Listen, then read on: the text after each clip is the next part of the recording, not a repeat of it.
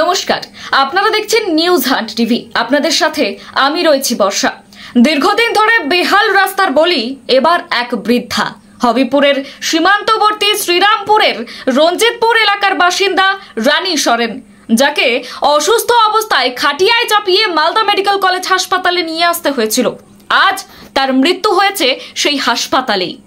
বর্ষায় চরম বেহাল অবস্থা হয়ে পড়েছে রাস্তাটি এবং ঠিকমতো অ্যাম্বুলেন্সও পৌঁছাচ্ছে না সেই রাস্তায়, যার কারণে পরিবারের অভিযোগ, যদি রাস্তা ভালো থাকতো তাহলে অন্তত সময় মতো চিকিৎসা পেতেন রানী সরেন। এই মৃত্যু এড়ানো সম্ভব নয়। সোশ্যাল মিডিয়ায় ভাইরাল হওয়া ছবি তুলে ধরে এলাকার করুণ বাস্তব চিত্র। প্রশ্ন উঠছে, কে নেবে এই মৃত্যুর দায়? স্থানীয় প্রশাসন এখনো কেন নীরব? দেখুন বিস্তারিত। আমার শাশুড়ি আগে ডায়রিয়া হয়েছিল, ওটা সেরে তারপর হাত পা অবসের মতন অবস্থা হয়ে গেল, কথা বলতে পারছিল না। আর আজকে 8টার সময় মারা গেছে। রঞ্জিতপুর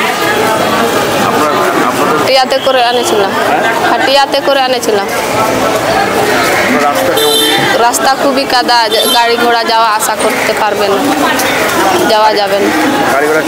না, আমাদের রাস্তা ভালো থাকলে রুগী ভালো থাকতো, এইরকম অবস্থা হতো কি? রাস্তা ভালো থাকতে গেলে আমার শাশুড়ির টাইম মতন আনতাম, ট্রিটমেন্ট হতো, মারা যেত না। রাস্তা খারাপের লাগে আমার শাশুড়ির এই অবস্থা হলো। সুমিতা সরেন।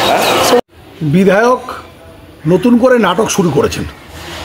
রানী সরেন যে মারা গেছেন তাতে আমরা অত্যন্ত দুঃখিত এবং তার বেদনায় আমরা সমব্যথী। কোনো মানুষের মৃত্যুই এই বাংলার বুকে কাম্য নয়, কিন্তু চিকিৎসা হওয়ার পরেও তিনি মারা গেছেন বলে আমরা অবগত হয়েছি। তার সাথে এই বিধায়ক যে নতুন করে নাটক শুরু করেছেন সেই নাটকের আমরা তীব্র নিন্দা করছি।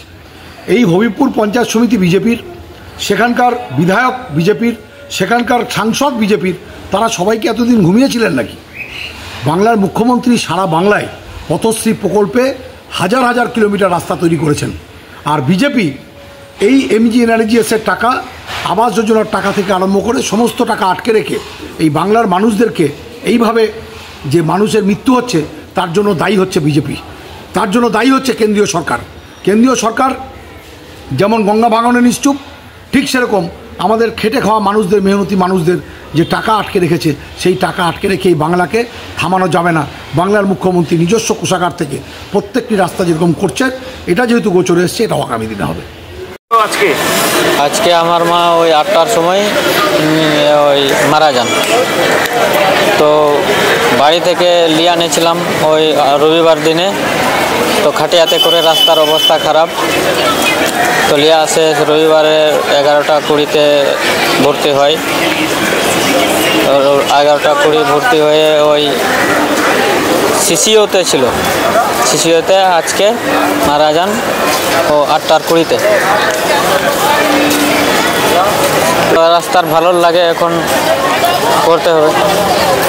এখন কেউ করে না, এখন কি হয়েছে, করছে কি করে না। আমরা এখন রাস্তার দরকার, রাস্তা না থাকলে রোগী আর বাঁচবে না। রাস্তা ভালো না থাকলে এরকমই হবে, এক এক পর এক যাবে একটা করে। রাস্তা ভালো থাকলে এই অবস্থা হতোই না, আমার মা মরতো না।